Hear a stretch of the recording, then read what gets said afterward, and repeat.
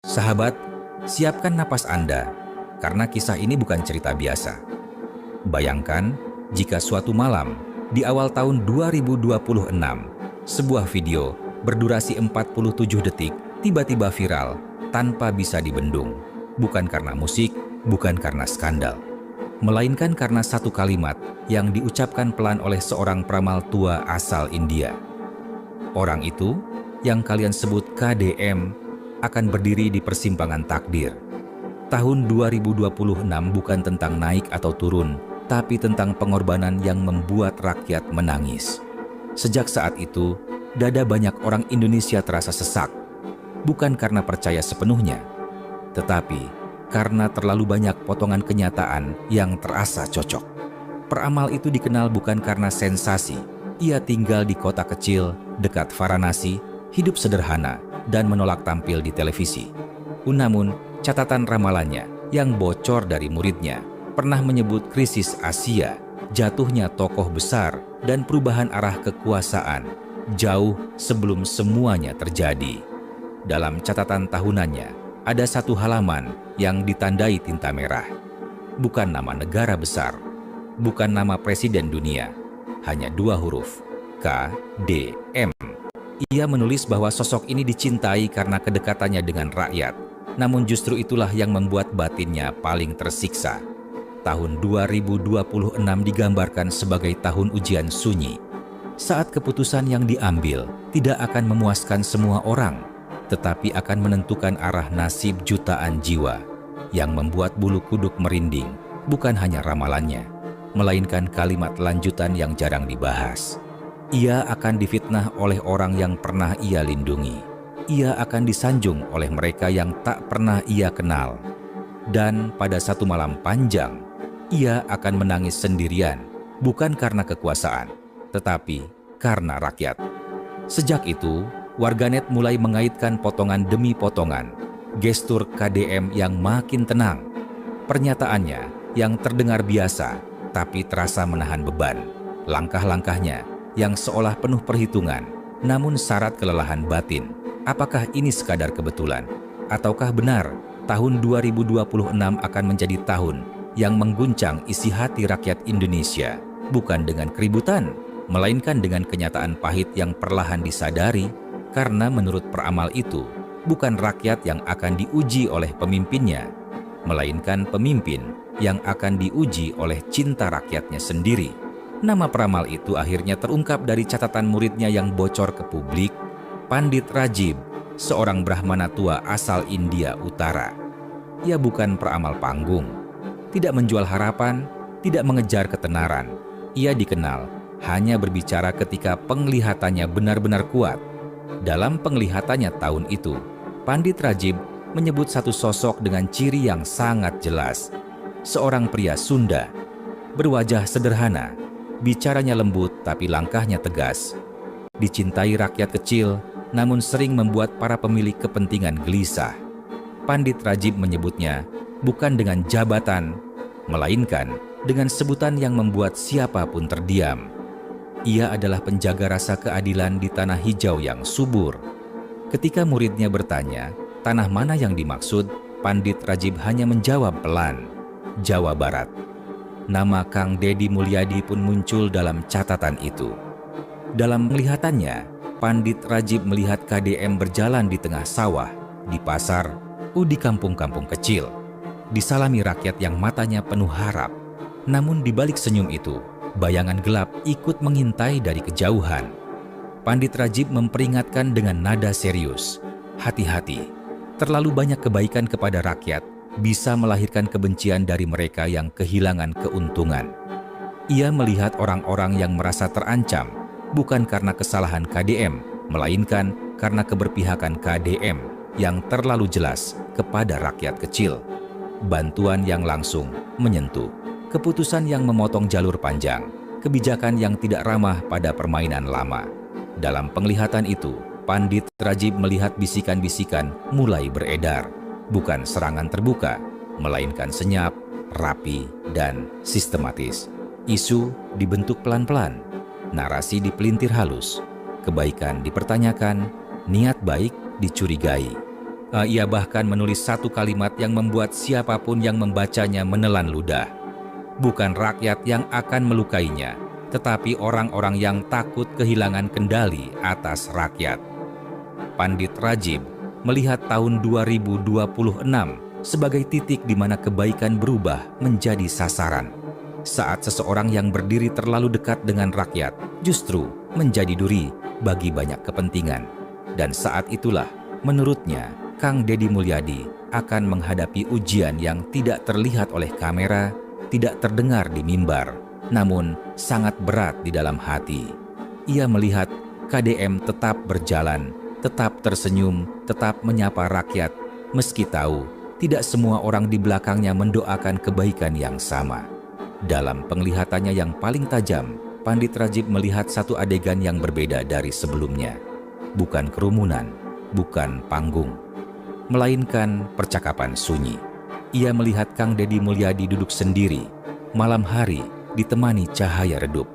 Dan di hadapannya, suara Pandit Rajib terdengar berat, seolah menembus jarak dan waktu. Hati-hati dengan orang terdekatmu, terutama ketika kebaikanmu untuk rakyat mulai mengusik banyak kepentingan. Kalimat itu tidak diucapkan dengan marah, melainkan dengan rasa iba. Pandit Rajib melihat bahwa ujian terbesar KDM bukan datang dari lawan yang jelas terlihat, melainkan dari lingkaran yang terlihat aman. Orang-orang yang tersenyum paling dekat, yang tahu kebiasaan, jadwal, bahkan isi hati. Bukan semuanya berniat jahat, tetapi cukup satu yang goyah, satu yang tergoda, satu yang takut kehilangan posisi. Ia melihat kebaikan kepada rakyat dijadikan alat tawar-menawar. Nama KDM dibawa-bawa tanpa sepengetahuan. Keputusan kecil dipelintir menjadi cerita besar. Dan semua itu terjadi tanpa teriakan, tanpa konflik terbuka. Namun, penglihatan Pandit Rajib tidak berhenti di sana. Di sisi lain, ia melihat sesuatu yang membuat dadanya bergetar. Bukan kekuasaan, bukan elit, melainkan rakyat biasa. Ia melihat petani yang berhenti bekerja hanya untuk mendengar kabar tentang KDM. Pedagang kecil yang menyebut namanya dalam obrolan warung. Ibu-ibu yang berdoa tanpa diminta. Anak-anak muda yang berkata, "Kalau dia disakiti, kami tidak akan diam." Pandit Rajib menuliskan dengan tinta yang lebih tebal. Ketika niatnya tetap lurus, rakyat Indonesia akan menjadi perisai yang tidak terlihat. Ia melihat bahwa setiap upaya menjatuhkan KDM justru memantul kembali. Karena ikatan batin dengan rakyat terlalu kuat untuk diputuskan oleh intrik. Bukan karena propaganda, melainkan karena pengalaman nyata, rakyat merasa pernah disentuh, didengar, dan diperjuangkan. Dalam penglihatannya, Pandit Rajib melihat gelombang sunyi. Tidak ribut, tidak anarkis, tetapi kokoh. Rakyat yang bersuara bukan karena disuruh, melainkan karena merasa punya hutang rasa. Dan di tengah semua itu, Kang Deddy Mulyadi tetap berdiri seperti biasa. Tenang, bersahaja, seolah tahu bahwa badai tidak selalu datang untuk menjatuhkan, melainkan untuk menunjukkan siapa yang benar-benar berdiri bersama rakyat. Dalam penglihatan berikutnya, Pandit Rajib melihat waktu bergerak semakin cepat. Hari-hari menuju 2026 terasa padat, seolah setiap langkah Kang Deddy Mulyadi selalu diawasi, bukan hanya oleh lawan yang jelas, tetapi oleh mata-mata sunyi yang bersembunyi di balik pujian. Pandit Rajib menuliskan satu simbol aneh di catatannya, cermin retak. Ia menafsirkannya sebagai tanda bahwa kepercayaan akan diuji. Apa yang terlihat jujur di permukaan belum tentu utuh di dalam. Ia melihat beberapa orang mendekat membawa nasihat, mengaku ingin melindungi, namun diam-diam menyelipkan ketakutan. Jangan terlalu dekat dengan rakyat. Jangan terlalu keras membela yang kecil. Jangan melawan arus yang sudah lama. Pandit Rajib menggeleng pelan dalam penglihatannya. Ia tahu, justru di Rajib lama terdiam, ia melihat dua jalan yang dipakai oleh mereka yang tak menyukai Kang Deddy Mulyadi. Jalan nyata dan jalan tak kasat mata. Ia melihat serangan yang dibungkus rapi dengan logika.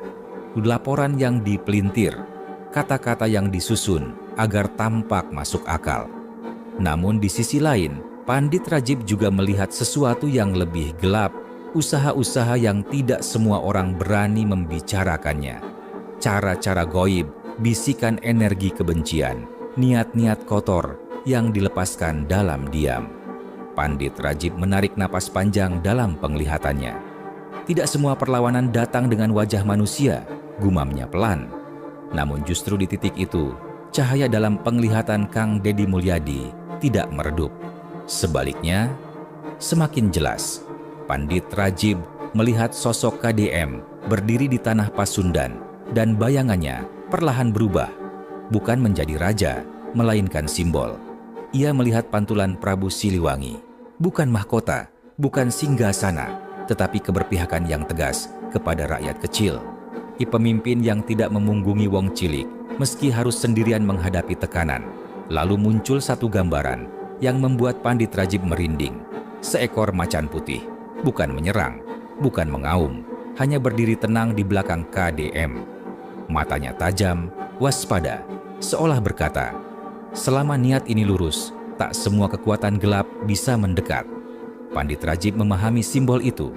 Macan putih bukan makhluk untuk ditakuti, melainkan penjaga bagi pemimpin yang tidak mengkhianati rakyatnya. Ia muncul bukan karena dipanggil, tetapi karena kebaikan yang konsisten. Di saat yang sama, suara rakyat terdengar dalam penglihatan itu. Bukan satu, melainkan ribuan, datang dari arah yang berbeda-beda. Kami mungkin kecil, kami bukan siapa-siapa, tapi kalau dia disakiti karena membela kami. Suara itu menyatu, tidak keras pun namun penuh keyakinan, kami siap membela.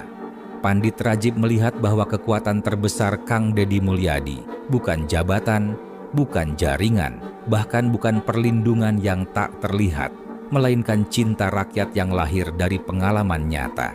Dan selama kebaikan itu tetap berpihak, selama langkahnya tidak menjauh dari rakyat, segala cara, baik yang nyata maupun yang gaib, akan selalu menemukan satu penghalang yang sama. Rakyat yang berdiri dan penjaga yang tak terlihat, diam namun setia. Penglihatan itu belum selesai. Pandit Rajib melihat tahun terus bergerak dan tekanan tidak juga surut. Justru semakin halus, semakin sulit dibaca. Serangan tidak lagi frontal, melainkan berupa ujian hati.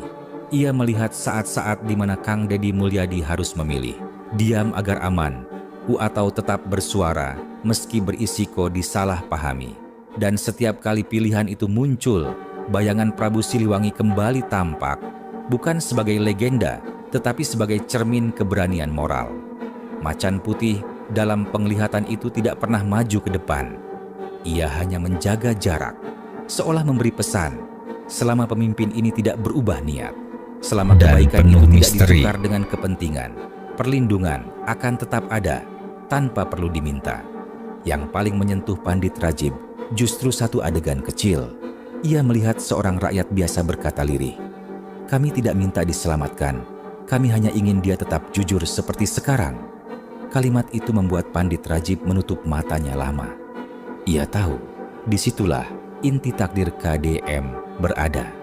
Bukan pada kekuasaan yang tinggi, melainkan pada kepercayaan yang rapuh namun tulus. Ica menuliskan satu baris terakhir di catatannya. Pemimpin yang dijaga bukan karena kekuatan, tetapi karena keberpihakan, akan selalu diuji, namun tidak akan mudah dijatuhkan.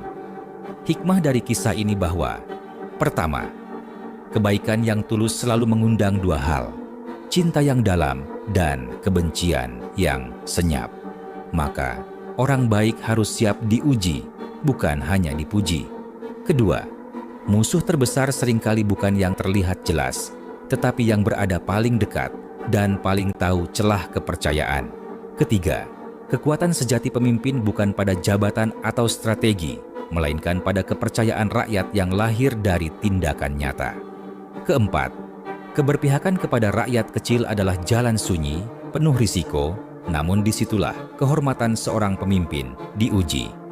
Kelima, selama niat lurus dan langkah jujur, pertolongan baik yang terlihat maupun tidak, akan datang dengan caranya sendiri.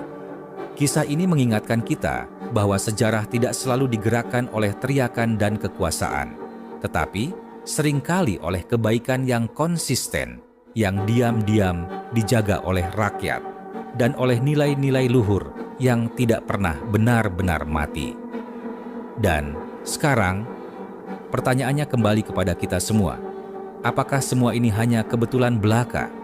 Ataukah memang ada takdir besar yang sedang berjalan pelan, menunggu waktu untuk benar-benar menampakkan wajahnya di tahun 2026? Jika kebaikan memang selalu mengundang ujian, menurut Anda, apakah pemimpin yang terlalu berpihak pada rakyat memang akan selalu diserang, baik secara nyata maupun tak kasat mata? Dan jika itu terjadi, apakah rakyat akan benar-benar berdiri membela atau justru diam? Tuliskan pendapat Anda di kolom komentar.